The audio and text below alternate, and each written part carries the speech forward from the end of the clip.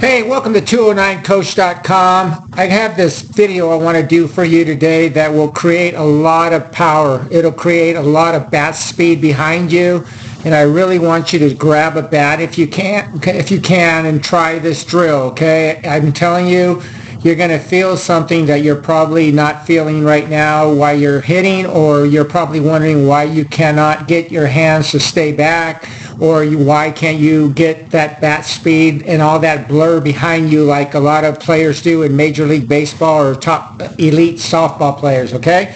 So let's get started here. Now, the first thing I want you to do is just make sure you set up correctly. Now, on this particular video right here, he's kind of in the process of going into his gather.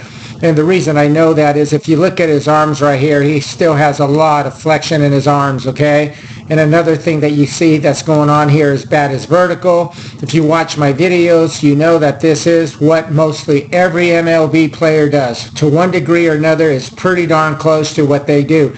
And if you look at where his hands are, they're facing directly towards the pitcher's area. You can see here right there, like where his eyes are pointing pretty much in this way. He's doing exactly the same thing as far as the palm. His top hand is facing in that direction, okay?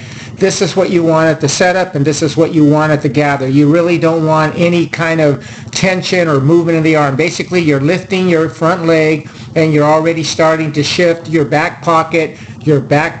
Watch what's going on right here. You're starting to shift your back pocket towards the pitcher, okay? So when you lift your front leg, this is what I would highly recommend. Just get into your setup, get into your gather. This is your gather right here, and you should already feel like your body, your lower body, starting to coil, and you're starting to get into a really good lower body load, okay? Lower body load.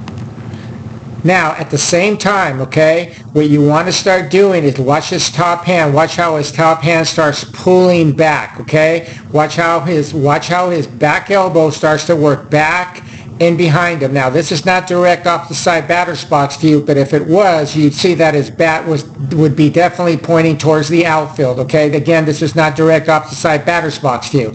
So again, what we're going to do, we're going to get to a setup, and then from here, you're going to start coiling the back hip, the back leg. You're going to feel like your back pocket is getting loaded up where you're coiling it towards the pitcher.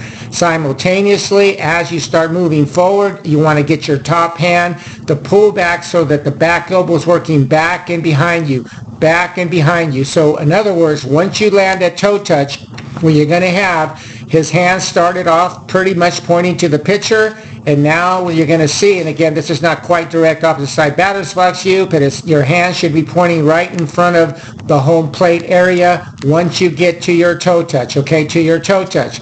Now, as you get to your toe touch, what you should be feeling like you're staying 90, 100% of your weight staying back, because what you're doing is as you're getting into your gather, you're coiling the back hip, you're squatting into that back leg. Watch what he does here. See how he coils and he kind of squats into that back leg? And you can see here it's very obvious that he coiled his back hips, because what happened was as he started his setup, his belt buckle was pointing this way. Now it's very obvious that it's pointing in this direction, okay? That happens because the back of his pocket, his tailbone is working in a counterclockwise towards the pitcher, okay?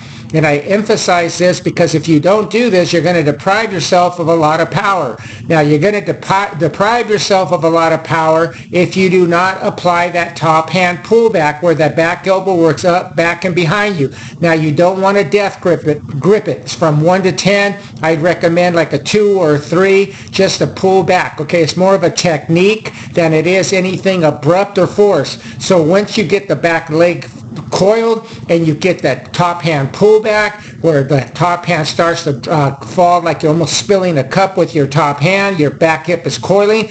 Now here's the part where I really want you to get, okay? Once you get totally coiled up in the back, once you get totally coiled with your lower body and upper body, what I want you to do now is feel as though someone is thrusting you, okay, like you're getting a thrust, like someone just ran into you right here in your back hip Okay, so you're getting thrusted as your upper body now is being tilted backwards in this direction. Okay, so you're having two forces here. One is going in this way, okay, one is going in this way, and you're also now having your torso kind of working in a backwards manner. Okay, you have two different directions going on. By doing that, what that will do, now pay attention to this, what that will do is when you have your palm facing downward in front of the home plate, like I just mentioned, by doing that thrust, watch what happens to his top hand.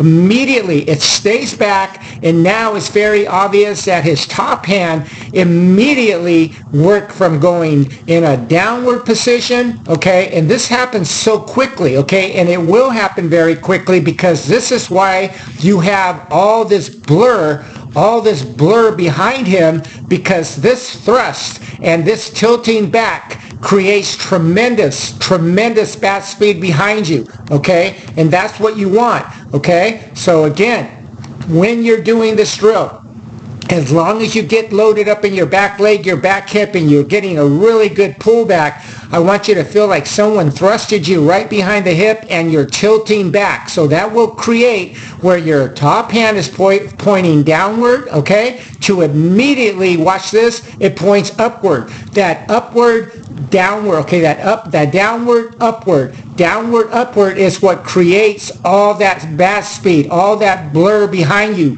This is how these MLB players, this is how these NCAA players get all this tremendous speed behind them. So what I would recommend for you to do is just grab a bat and very slowly and methodically, once you do what I mentioned for you to do as far as the lower body and upper body load, just feel like someone's thrusting you and tilt back as you're maintaining the pullback. That is key. If you're not maintaining the pullback, your hands will cut across your body, or your hands will drop. By maintaining the pullback, that allows your hands to work right around the corner of the deltoid. Not only that, the bat speed will be behind you. That's where you get that quickness, that thrust, okay? And then from there, if you want to take it to another level, come to the ball, approach the ball with a vertical bat, just like you see here with Francisco Lindor. Watch this. And then from there, watch how the lead elbow works up to the height of the mouth. And then he does that hinge move that I always talk about. Watch that hinge move. Watch how his lead elbow stays there and the forearm catches up to it. And the forearm is almost like a whip going right into the ball. Look at this. This is tremendous right here. His arms are fully extended, okay, fully extended, and the barrel is below the hands. It's almost like he's just hitting down on the ball. Obviously, he's not, because the bat, if you look at the way players hit, everything works in kind of an arc going kind of outward like this, okay? He's not hitting down on the ball. He's hitting in a perfect arc that goes, again, kind of in an upward arc, just like this, okay? So, please give me a like. Please subscribe to my channel. I promise you that if you watch my channel, I promise you this, that you will improve if you are not already applying these kind of mechanics, because the key to great hitting is making sure you're in the proper sequence. And by that I mean, once you lift your front leg, you start coiling the back hip and you start pulling back with that top hand, maintain the pull back, feel that thrust, let your torso tilt back as your hips thrust, and then from there you'll get that palm down, palm up immediately, just like this. Look at this, palm up. That happens because of the thrust. Again, lead elbow works up to the height of the mouth, barrel below the hands. You do the hinge move, and then from there you just let it go. Look at this. This is amazing. Francisco Lindor, one of the best hitters in the MLB, demonstrating what the greatest of all players always perform. They perform elite mechanics. Again, give me a like. Thanks for watching.